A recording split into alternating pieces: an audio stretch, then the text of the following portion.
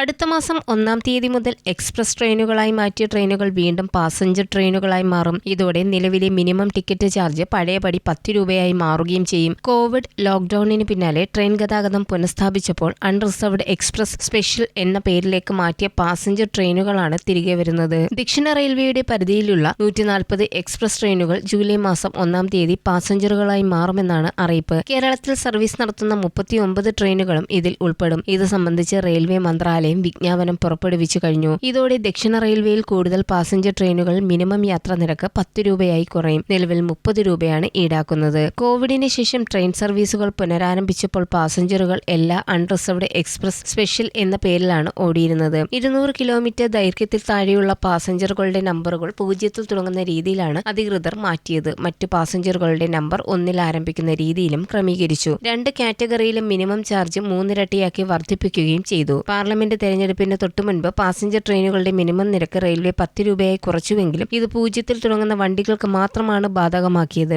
1-ാം നമ്പറിൽ ആരംഭിക്കുന്ന പാസഞ്ചറുകളെ എക്സ്പ്രസുകളാക്കി നിലനിർത്തി ഇപ്പോഴും അവയിൽ മിനിമം നിരക്ക് 30 രൂപ ഈടാക്കി വരുന്നുമുണ്ട്. പാസഞ്ചറുകളുടെ നമ്പറുകൾ പുനഃക്രമീകരിക്കുന്നതിന്റെ ഭാഗമായി ദക്ഷിണ റെയിൽവേ പുറത്തിറക്കിയ വിജ്ഞാപനത്തിൽ യാത്രാ നിരക്ക് ഏകീകരിക്കുന്നത് സംബന്ധിച്ച സൂചനകൾ ഒന്നുമില്ലെങ്കിലും നിരക്കുകൾ പഴയപടിയിലേക്ക് കുറയ്ക്കും എന്നാണ് കൊമേഴ്സ്യൽ വിഭാഗത്തിലെ ഉന്നത ഉദ്യോഗസ്ഥർ നൽകുന്ന വിവരം. News desk press Malayalam.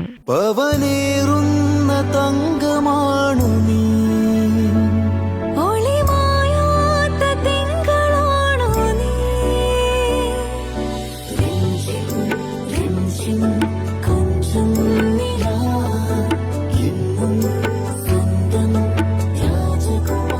Be a Rajakumari.